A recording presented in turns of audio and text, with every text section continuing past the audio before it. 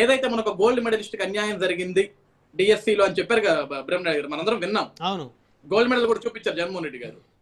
ఈ రోజు పాప రాధికని ఎందుకు పక్కన కూర్చోబెట్టుకోలేదు అనేది నాకు అర్థం కాలేదు. సెకండ్ థింగ్, ఈ రోజు సాక్షి ఛానల్లో ఆయన ఒక ఇంటర్వ్యూ అడుగుతున్నాడు. ఆయన అడిగేటానికి కూడా మినిమం సెన్స్ ఒకటి ఉండాలి.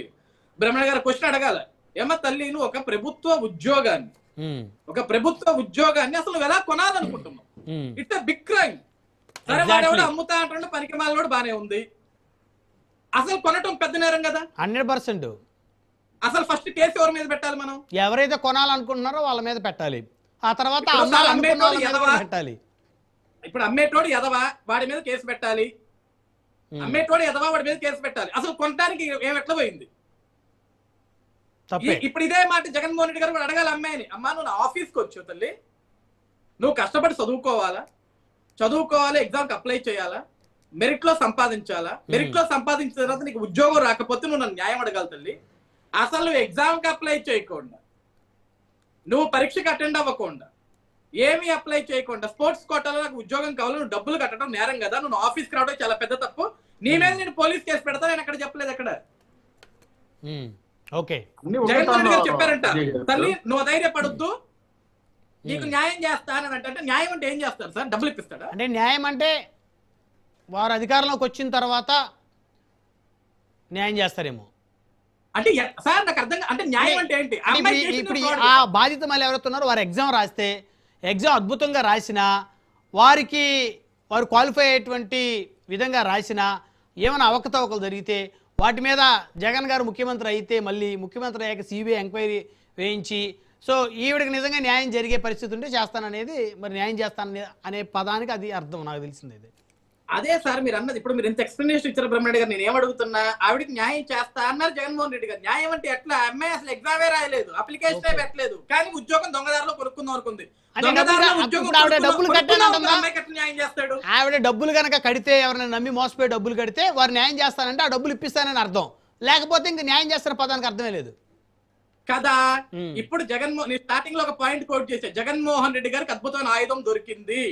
డిఎస్సిలో అసలు ఉద్యోగాలు అమ్ముకున్నారు అంటున్నారు కదా, నేను కొనుక్కుంటాను మహాప్రభు, నాకు ఉద్యోగం అమ్మండి అని ఒక బాధితురాలు పోయింది కదా. అవును, ఆవిడ్ని తీసుకొని జగన్మోహన్ రెడ్డి గారు డైరెక్ట్ గా ఆవిడ తీసుకొని ఎవరికైతే ఆవిడ డబ్బులు ఇచ్చిందో డీటెయిల్స్ మొత్తం పెట్టింది సార్. ఆవిడ బ్యాంక్ స్క్రీన్ షాట్స్ కూడా చాలా పెట్టింది. ఆవిడని తీసుకొని జగన్మోహన్ రెడ్డి గారు రేపొద్దున తాడేపల్లిలో కూర్చున్నా ఇబ్బంది లేదు, రోడ్డు మీదకి వచ్చి ఉద్యమం చేసినా ఇబ్బంది లేదు. సమాధానం చెప్పాలా, ప్రభుత్వం సమాధానం చెప్పాలా. నేను అడుగుతున్నా, ఒక బాధితురాల దగ్గర నుంచి డబ్బులు ఎట్లా తీసుకుంటారు?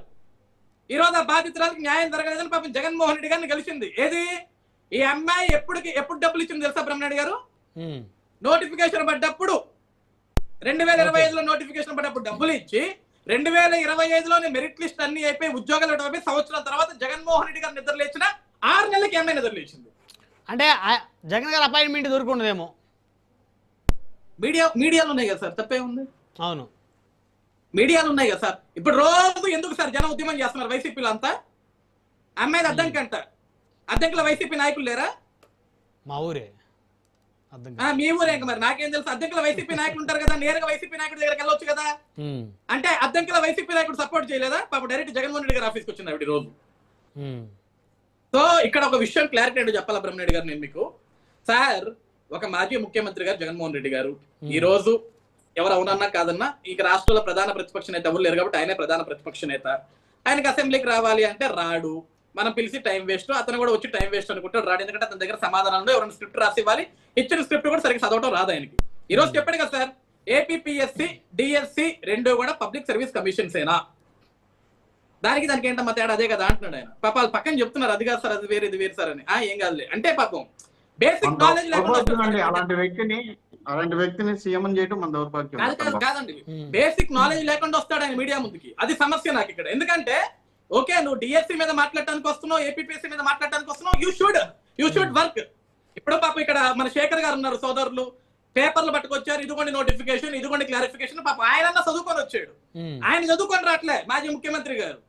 ఈ రోజు అసెంబ్లీకి రండి స్వామి అంటే ఆయన రాడు సార్. బ్రహ్మనాయుడు గారు నాది ఎప్పుడు ఒకటే క్వశ్చన్, మీరు ఉన్నత న్యాయస్థానానికి పర్వతనేని చంద్రశేఖర్ రెడ్డి గారు ఐ థింక్ సో ఎమ్మెల్సీ గారు ఆయన వెళ్తే ఉన్నత న్యాయస్థానం ఏం చెప్పింది, ఏమన్నా మీరు డిఎస్సీ అప్లికబుల్ క్యాండిడేట్ అని అడిగారు.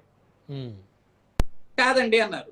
మీరు అప్లికబుల్ క్యాండిడేట్ కాదు, అప్లికబుల్ క్యాండిడేట్ పట్టుకురండి సార్ మీతో పాటు, మీరు కేసు వేస్తే ఎట్లా వెళ్తారు సార్ అన్నారు.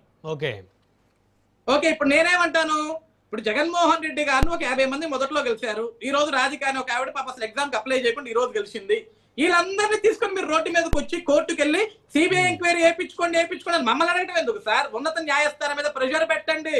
రాష్ట్రంలో 3,12,000 మంది అభ్యర్థులు అప్లై చేశారు టీఎస్సీకి, వాళ్ళలో కనీసం 1,00,000 మందిని తీసుకొని ఉన్నత న్యాయస్థానం ముందుకు వెళ్తే కోర్టు ఇయ్యదా సార్? ఆన్సర్ జవాబు ఇవ్వదా సార్? ఖచ్చితంగా ఇస్తుంది. సిబిఐ ఎంక్వైరీ వేయమని కోర్టు చెప్పదా సార్? ఖచ్చితంగా ఇస్తుంది. ఎవరైతే డిఎస్సి అభ్యర్థులు, రియల్ అభ్యర్థులు ఎవరైతే ఉన్నారో వాళ్ళు న్యాయస్థానానికి వెళ్తే న్యాయస్థానాలు 100% రెస్పాండ్ అవుతాయి. నేను అనేది అదే కదా సార్. ఇప్పుడు నేను ఇక్కడ శేఖర్ గారు చెయ్యెత్తుతున్నారు కానీ ఒక విషయం శేఖర్ గారు మీకు కూడా క్లారిటీ ఇస్తా దాని మీదే. ఎందుకంటే వీళ్ళు ఏమంటారు, అవకతవకలు జరగకపోతే మీరు సిబిఐకి ఇచ్చుకోవచ్చు కదా అంటే మీకున్న డౌట్ ఏంటి? కూటమి తప్పు చేసింది, సిబిఐకి ఇవ్వట్లేదు అంటున్నారు. ఓకే, మీరు తప్పు చేసాం, మీకు క్లారిటీ ఉంది కదా. మేము తప్పు చేయలేదని మాకు క్లారిటీ ఉంది. మీరు ఎవరితోటి మాట్లాడాలా? ఈ కనీసం అందులో ఒక 50,000 మంది కాకపోతే కనీసం ఒక 10,000 మందిని లేదా కనీసం ఒక 1000 మందిని